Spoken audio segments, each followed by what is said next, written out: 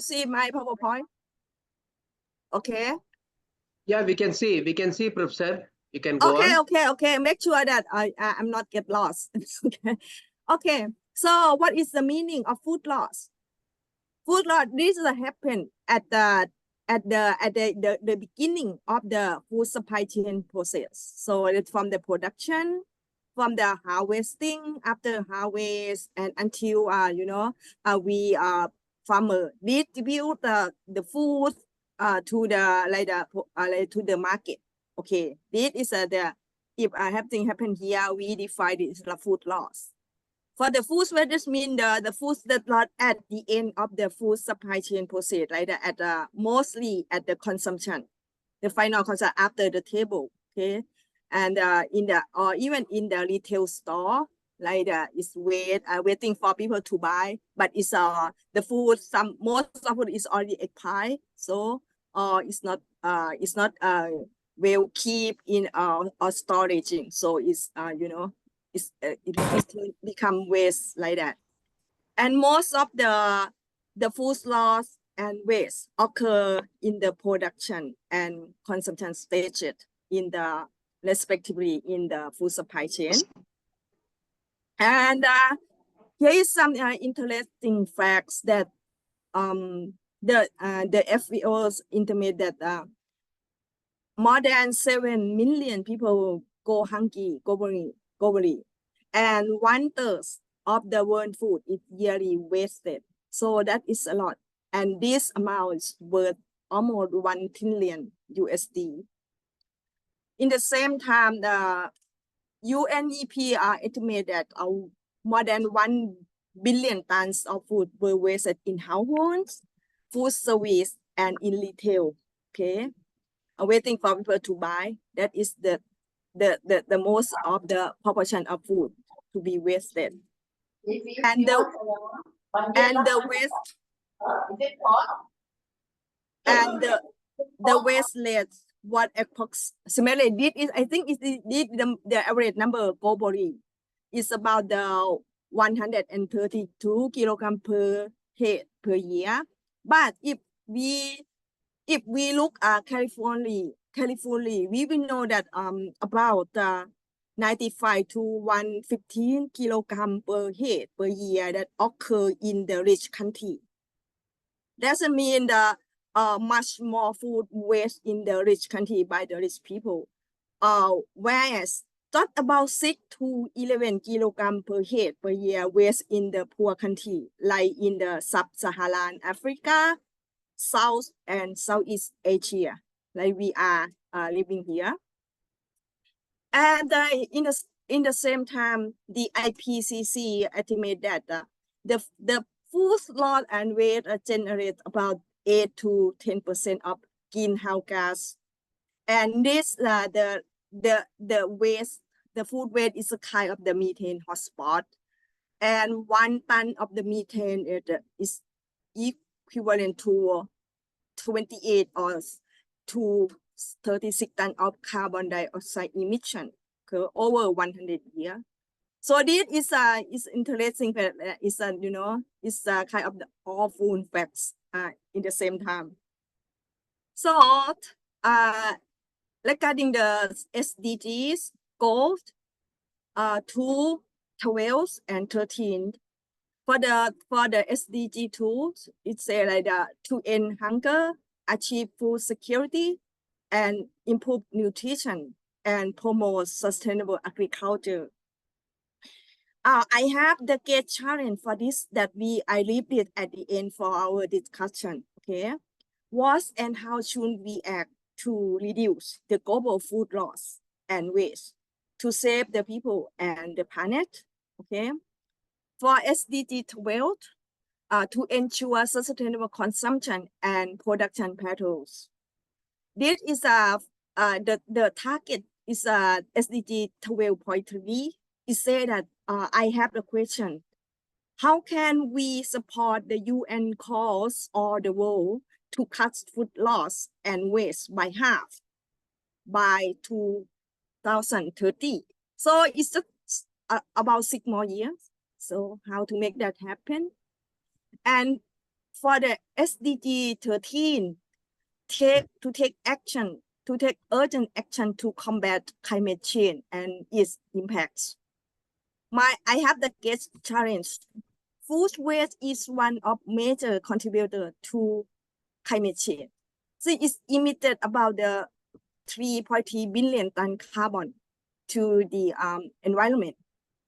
So how we deal with this?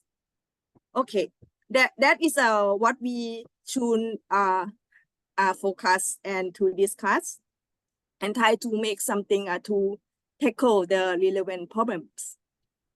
And this is a proportion of the food loss and waste. If you look at the graph, it's a by region. And the head of the graph, okay, is you can see the color. The food loss that is I previously discussed in the first slide. The food loss is occur during the production, handling, and storage, processing, and even the distribution to the market. You can see the bicolor here, and this is happen a lot here in the developing country. See, the production, the handling and storage, and processing, okay, and distribution here. So this means the food loss occur mainly in the developing country food supply chain. The early food supply chain from the production, handling, storage, processing, and distribution and marketing. And for the food waste, you can see the color, the green color here. The food waste occur a lot in the rich country, we can say the industrialized country like the North America and Oceania, industrialized Asia, Europe, like this. So we can see that how the proportion of food oils go to across the globe. Okay, this data from the World Bank. Okay, not from my research. So here is the first two slides before I in my talk. So the reduction framework for the food loss and waste. The two major things that I would like to list here. The first thing, okay, we try to minimize the food waste and loss to the landfill. So to save the food, okay, that's for sure, and to reduce the emission of the greenhouse gas from the landfill, from the dumping side of the waste, of the food waste, whatever they go, and if we can do this efficiently, we still have the sufficient food for the hungry. And some of the foods that people cannot eat or consume, we can make that, we call that the food scraps. So we can turn that into like the animal feed or composting or the organic fertilizer like that. And then just a few steps that I would like to propose here, how to start to work at your country, at your area. So the first step is to develop research and knowledge. So we need some relevant research and knowledge. The second step is to formulate strategy for action. Okay, your knowledge cannot be practical if you don't have any relevant action plan to do that. Okay, and you need collaboration like the partnering for outcome, and for sure you need money or investment.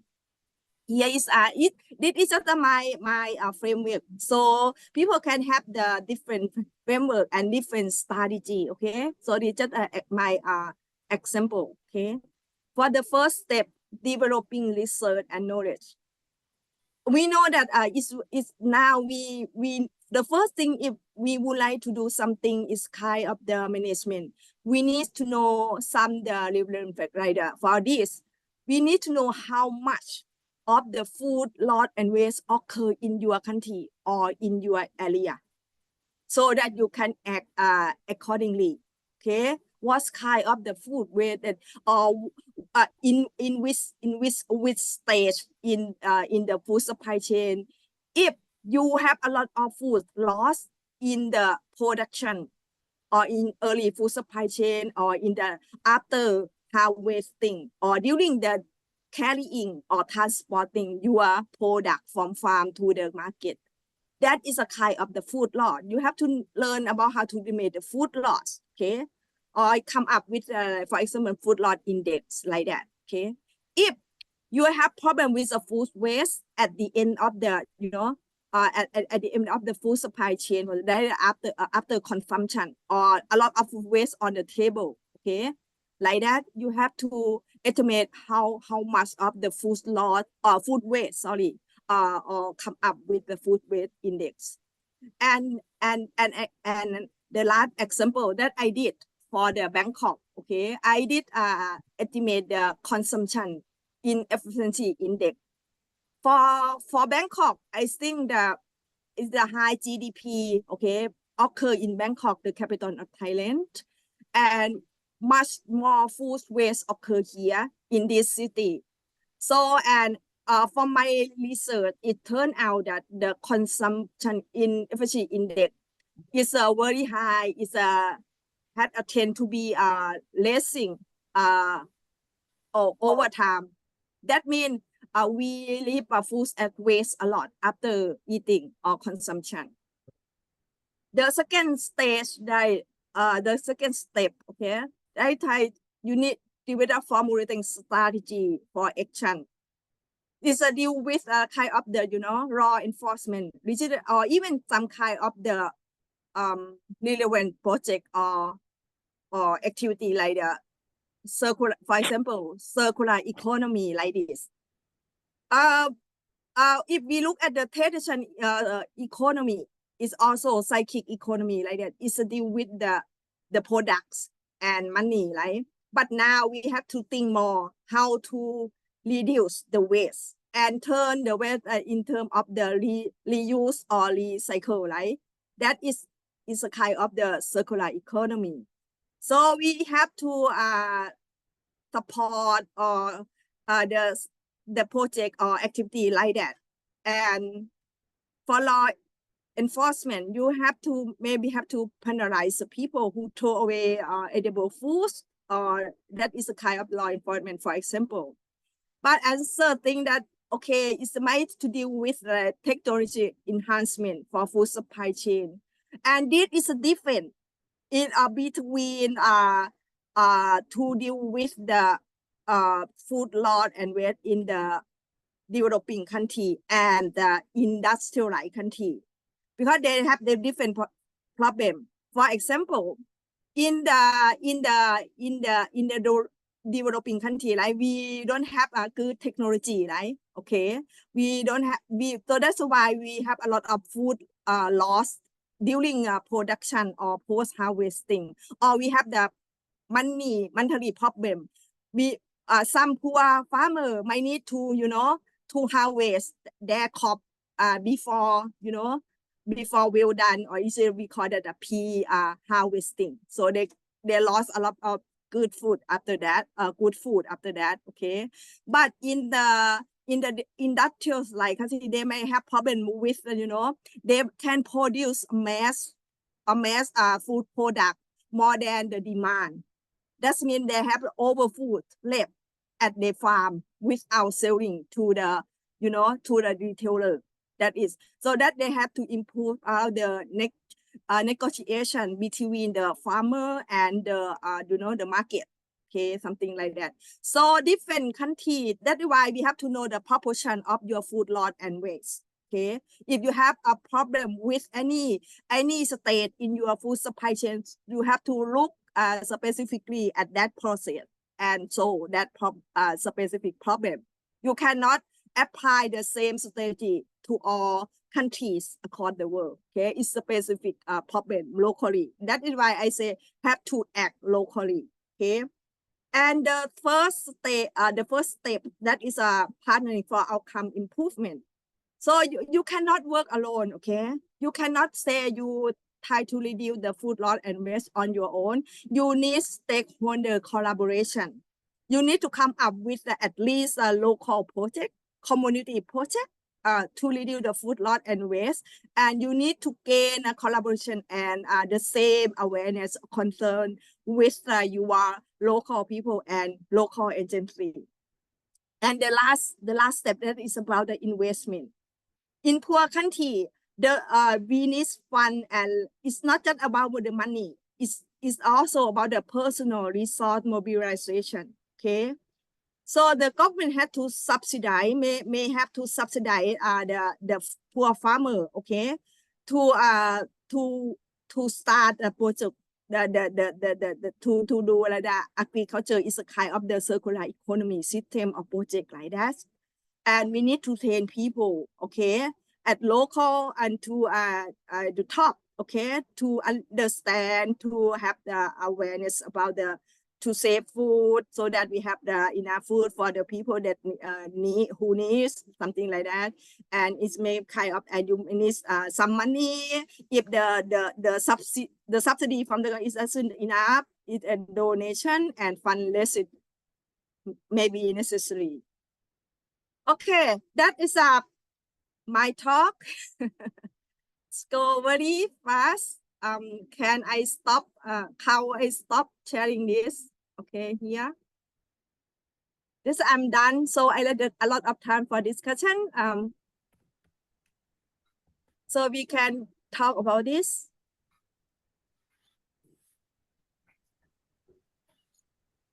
Thank you so much, ma'am. You have finished before your 30 minutes. So thank you so much. Thank you so much, ma'am. Well, So because now not more than yeah. 30 minutes, but I done in 26. It's almost. Okay, thank you, sir. Thank you, ma'am. Now I request our DG sir to start this valuable discussion. Thank you, Ren. Actually, it was a very brief and very interesting presentation by Professor. Professor, thank you very much, because you highlighted very important thing. One side, for example, in North America, the food waste is at the level of consumption. In sub-Saharan Africa, the loss is at the level of production. The one side, the farmer plays very important role. Sensitization should focus more on the farmer. The other side, the sensitization should focus more on the consumer. So in different, part of the globe, I think our focus should be on different, stakeholder. And in between, we have value chain players. Somebody store the, the food, and somebody, give the logistic support. At every stage, I think, different kind of sensitization need to go, and capacity building plays very important role. It's a very interesting point you have pointed out. Thank you very much. And I remember when you told, I think we have to strengthen our value chain. I remember one of the biggest farmers cooperative in India called Amul. It deals with, the milk. Milk is a highly perishable commodity. We can expect, more waste in handling milk. Yeah.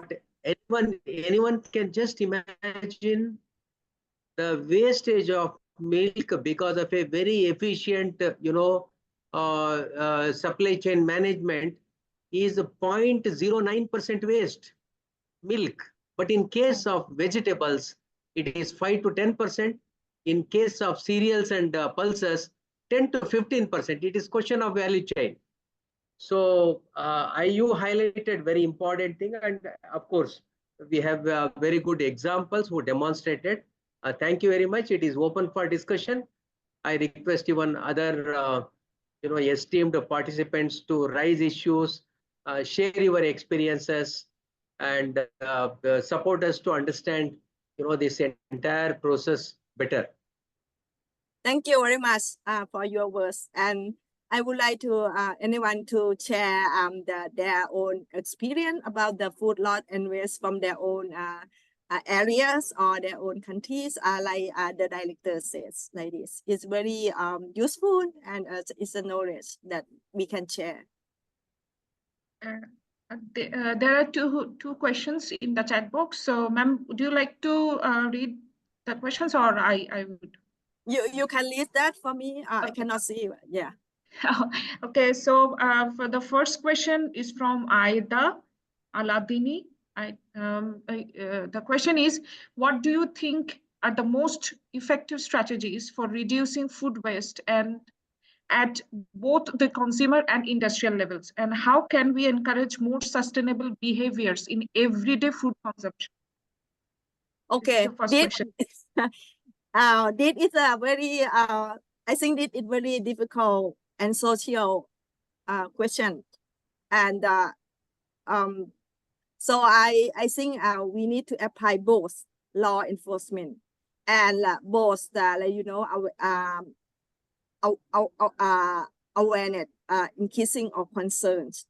So, but if you observe that in some country, for example, when I study my PhD in United States, so if we go to the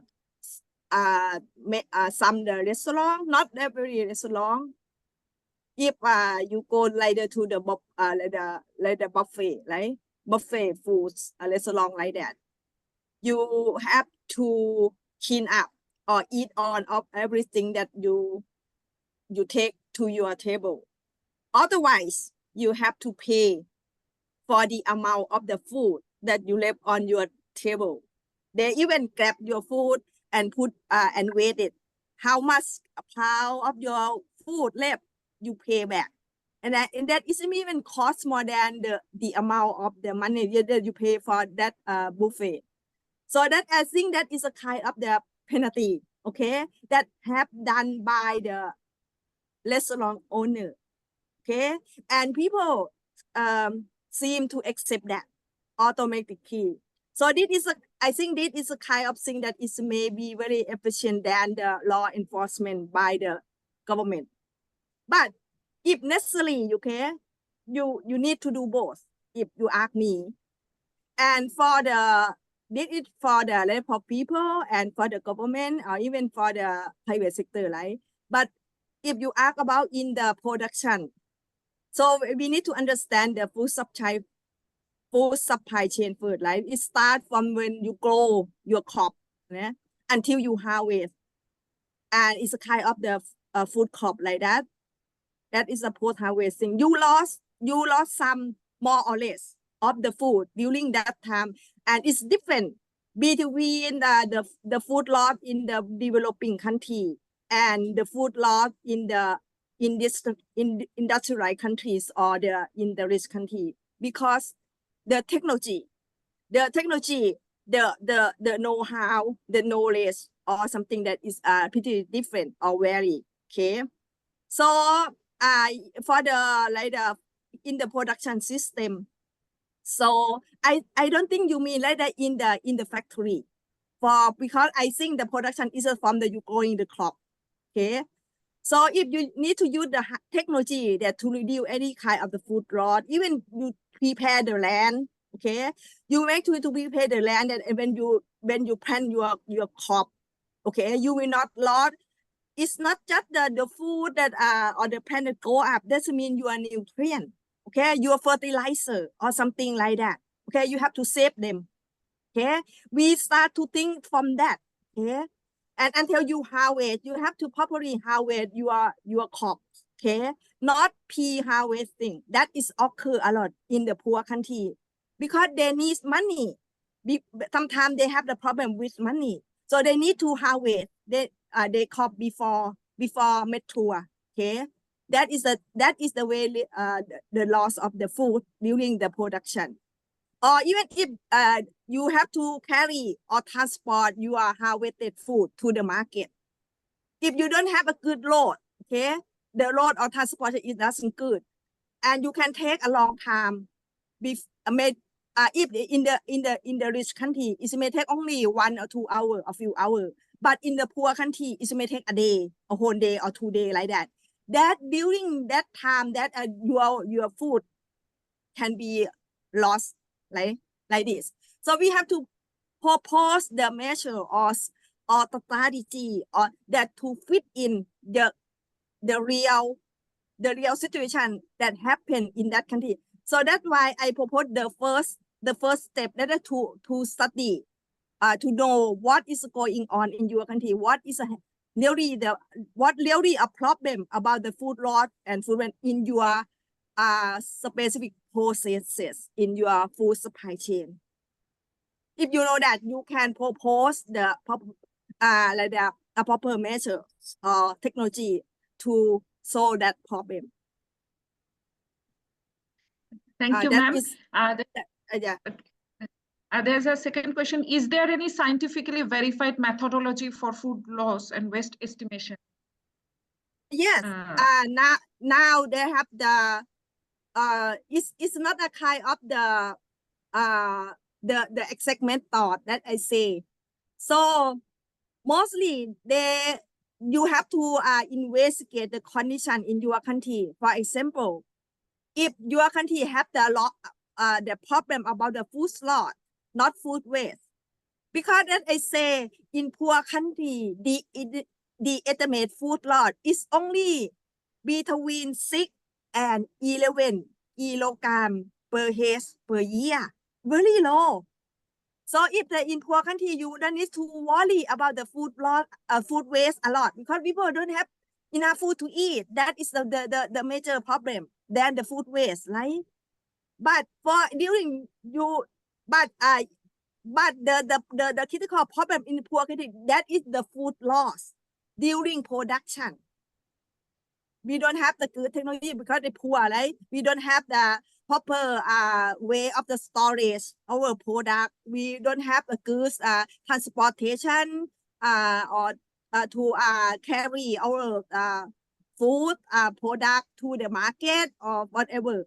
So we have to propose it. So if you have a problem with the food waste, you have to try to come up with something like this to try to estimate the food waste index, okay, to see how much, okay, and propose the lifestyle to improve that. If you have a problem with a food loss, you could come up with a kind of the study about the food loss index, okay. Anyway, before you come up with this kind of index, this is for example, some study ask everyone to try to estimate, okay, how much food loss and food waste in their country first. Okay, you have to estimate that first. FAO provides some strategy. You can search on that on the website. FAO provides some strategy, but I think it's a broad strategy or technique how to estimate the food loss and food waste. They have provide some kind of the coefficient value for each type of the food. Your product, okay, how is rice, how is about the barley, how is bread, egg, something they provide some kind of value added to help you to estimate your food waste in your country, like that. This is available. There's another comment from Malaysia, Miss Janet. This info should be shared among the educators and schools as one of their syllabus. It's her opinion. Would you like to say something about this opinion? I asked the director to say something. Okay, our sir.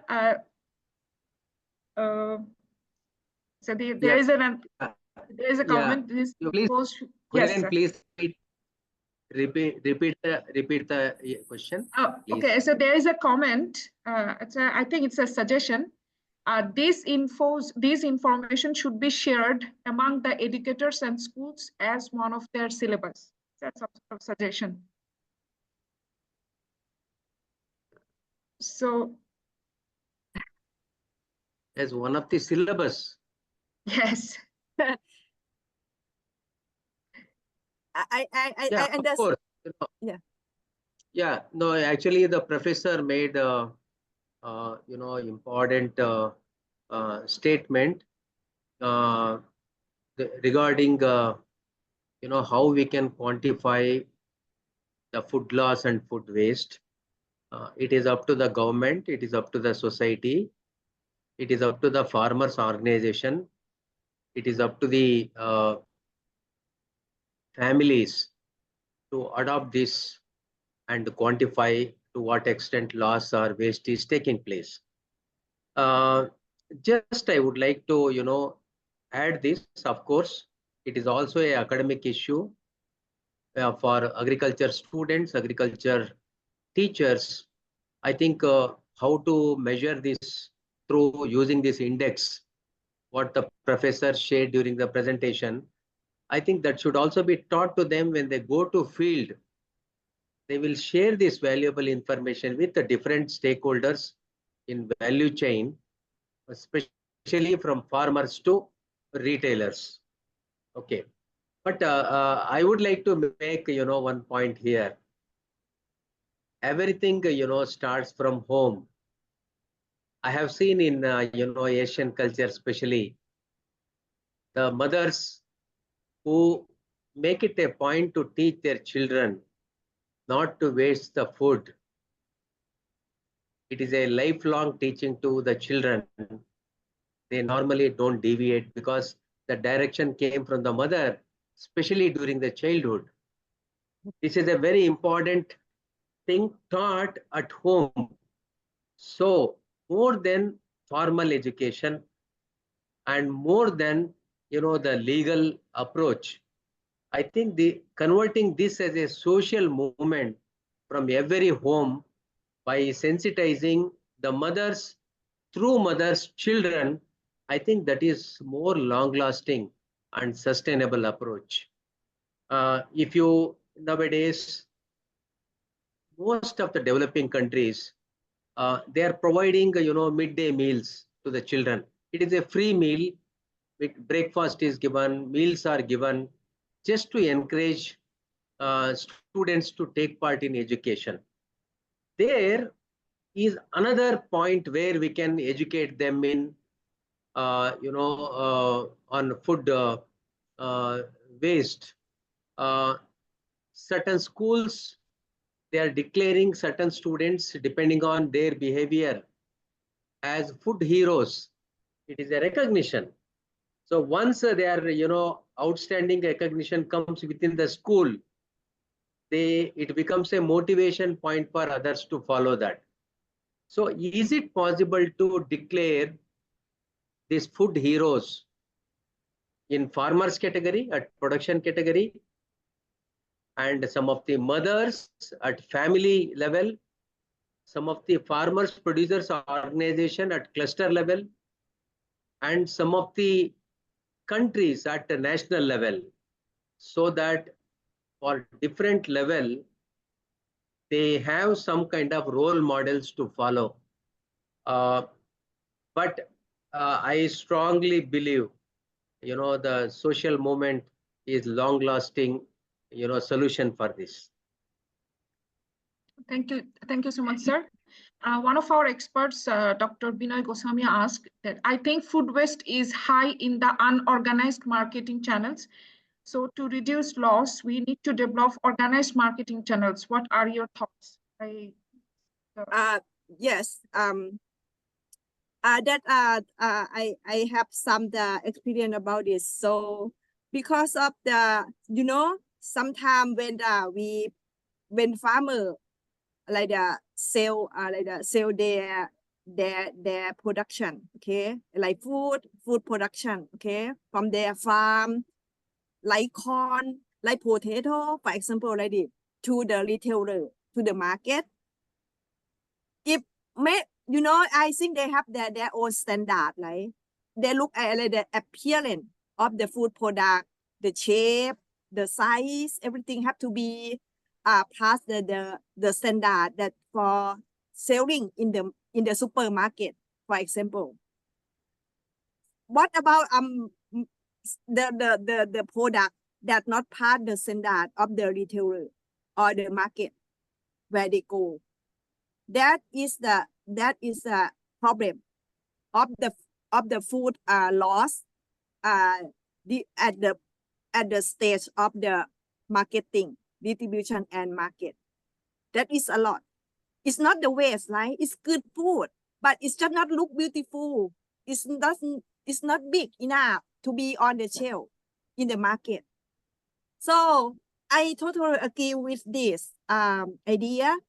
So I think those we have to find the pace for those kind of food that not meet the high standard of the supermarket or the good market to be distributed in the local markets in your community, like in the fresh market, for example, like that the farmer can meet directly to the consumer. That is the people in that community, right? So, and then to cut the way the middle person, like the market or the retailer. So and try to make understanding then just not look at the appearance of the product, of the food product. Potato is may not too big, or it may not too like too red, it may kind of the yellow or something, but it can eat and it still have the high quality of food quality or the vitamin or everything like that. So this is kind something that is a kind of the perception, and it's kind of the attitude for selecting, for buying food of people as well. And this local markets, local market or something, whatever you call in your own community or area, you can save a lot of food that not pass the QC or standard of the factory or the supermarket like this.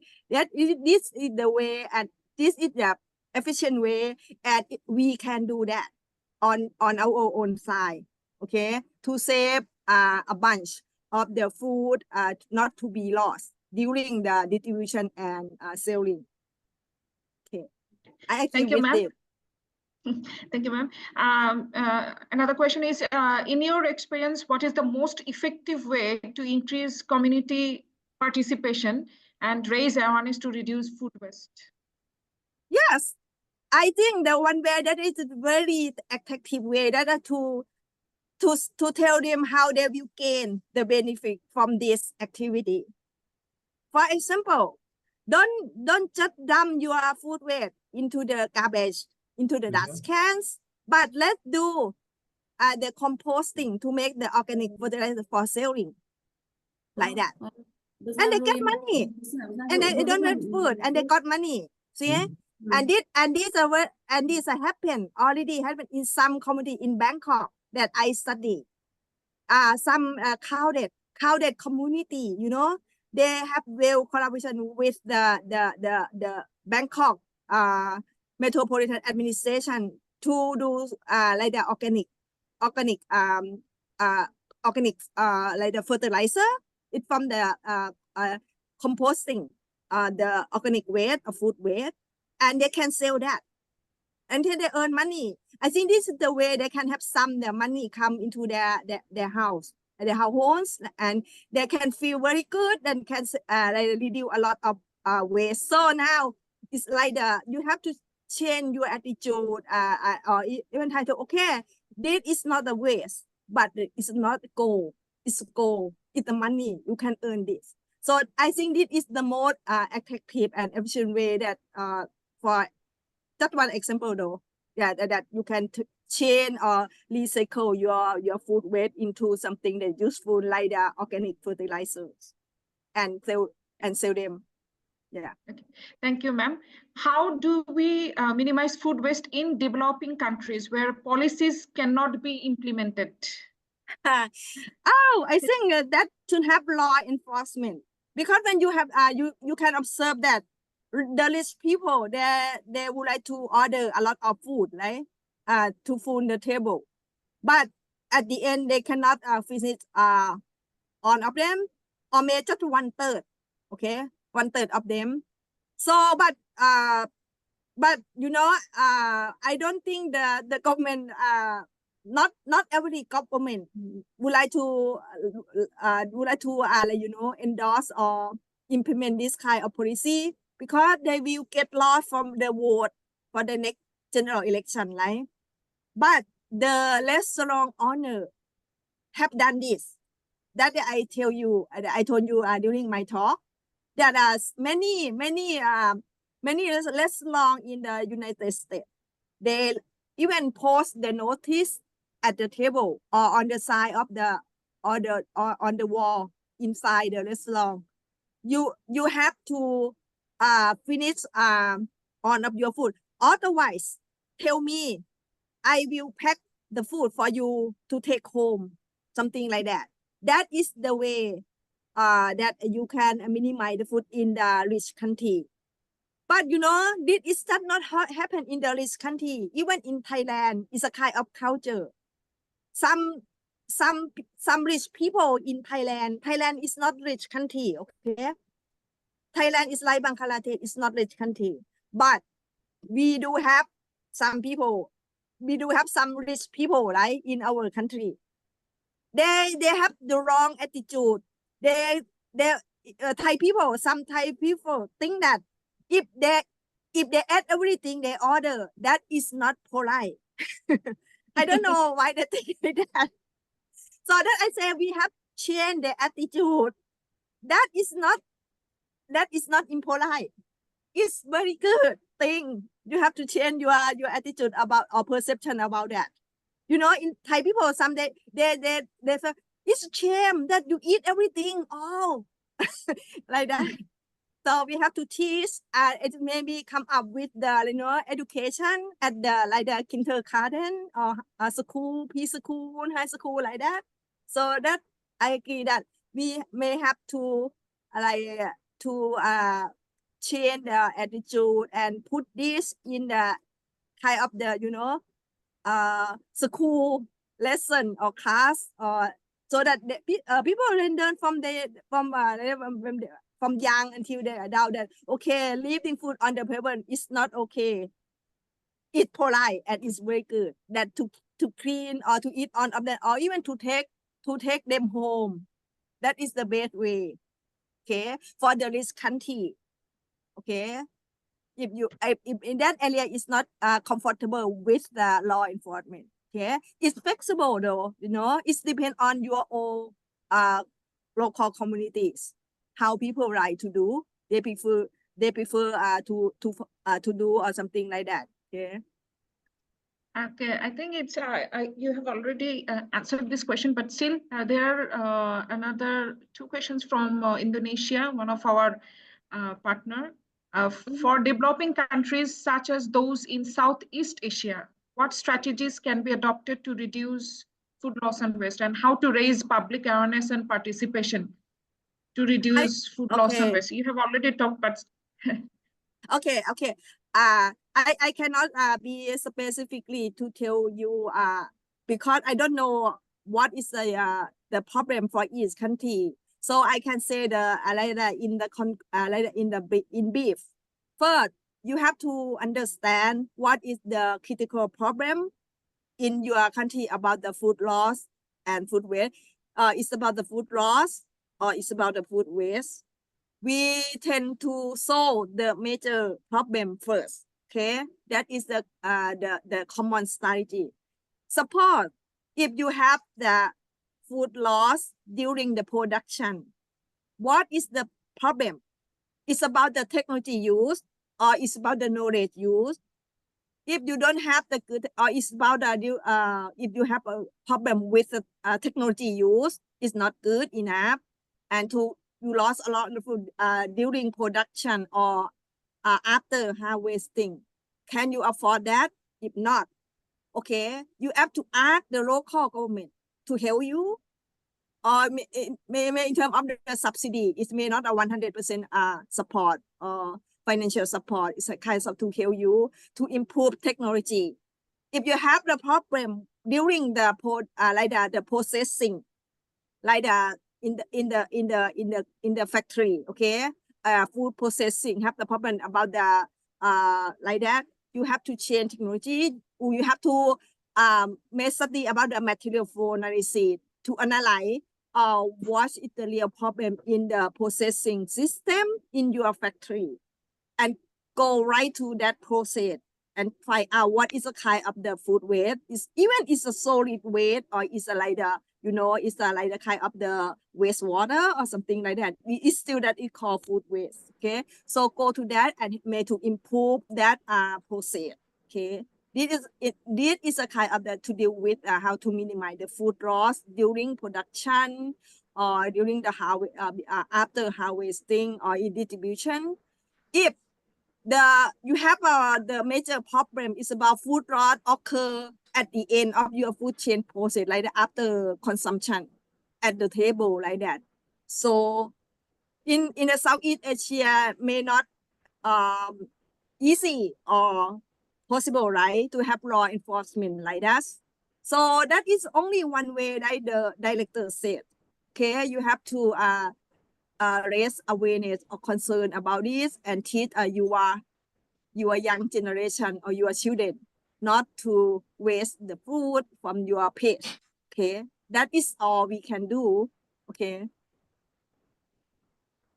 Okay, thank you, ma'am. There is a comment from one participant. The celebration of World Food Waste and Loss also support the needs of food vulnerable areas of different parts of world.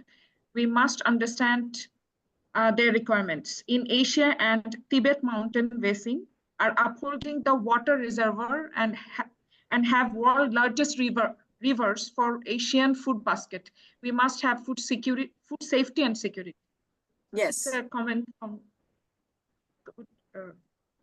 Yes, yeah. Yes. I totally agree with that, because it is a meaning, is a big thing to do to reduce the food loss and food waste. It's not just try to save food for the people and the planet, but you try to save the environment, directly say, and then you try to make the world is more sustainable. That means we don't need to deal with a lot of waste in the landfill, and we still have plenty of the food for the next generation. That is deal with the sustainability. So I totally agree with these comments. Okay, so we are at the very end of our webinar, but still we will take another questions. How does climate change exacerbate the problem of food loss and waste, and how can countries adapt their food systems to become more resilient in the face of these challenges? Okay, so because we have to know the point, because the you know, when the food loss and when these two words go together, right? Because once they lost, they later the food become waste, right? So, and when the food is like the spoil or become or wasted, that is emit the greenhouse gas to the atmosphere or to the environment in terms of the carbon dioxide or methane, like that.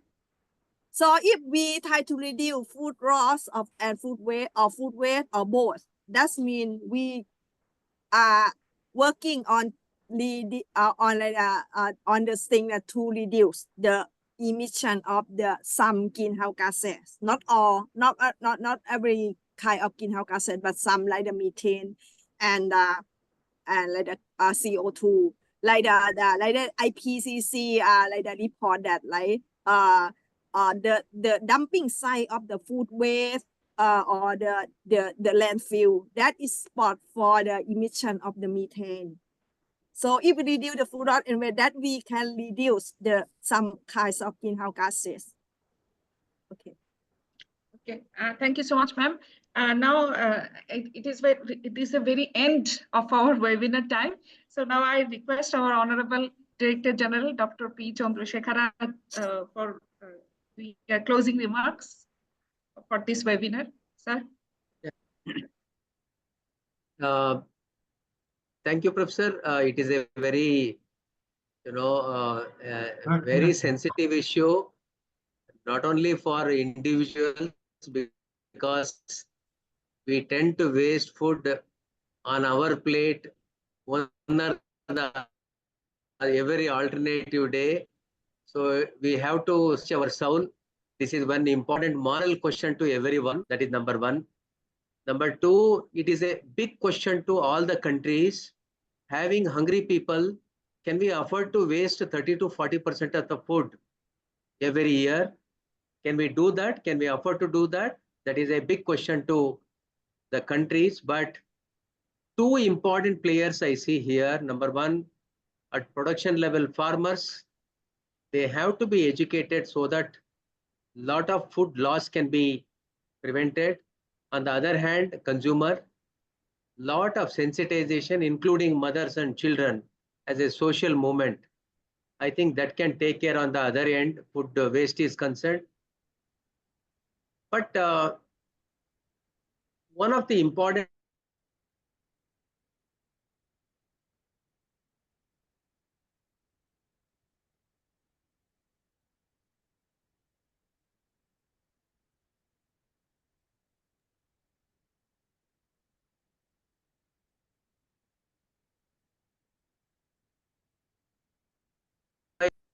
they can reduce food loss to almost to 0%. I think when we see in airports the food value added food products available, that is an indication that food wastage is reduced. So maybe processing is preservation, and processing is one avenue available as a nation for all of us, because agriculture, of course, production is seasonal, but consumption is perennial. In a season we produce, but throughout the year we eat. So loss naturally happens unless this is processed, preserved scientifically. It can happen by blending technology, by blending massive education programs as institutions and nations. Probably we can bring down this. It is a serious issue, and I would like to thank the Professor Nuanchan for triggering the brainstorming, raising several issues. And also I would like to thank all the participants for giving your valuable attention, that too on a Sunday, on this very important issue, and raising some questions and making all of us to learn. I would like to thank Purenchanath, CIRDAP family member, who gave a lot of publicity to this webinar and brought so many interested participants to this program. So thank you one and all. And we have recorded this video, and this is going to be edited. It will go to CIRDAP YouTube channel, and this talk will be there forever, whoever wants to visit and listen. Thank you very much. Thank you very much for the director and for everyone for sharing your idea, your comment, your question, and everything here. I really appreciate that. Thank you again. Thank you so much, everyone, for joining our webinar. So every month we are organizing this webinar series, and next month we are going to have another webinar with Madam. It's on the International Day of Disaster Risk Reduction. You will get the invitation for that also. So okay. Thank you so much for joining. Thank you. Bye-bye. Thank you all. Bye. Bye-bye. Thank you. Thank you very much. Thank you.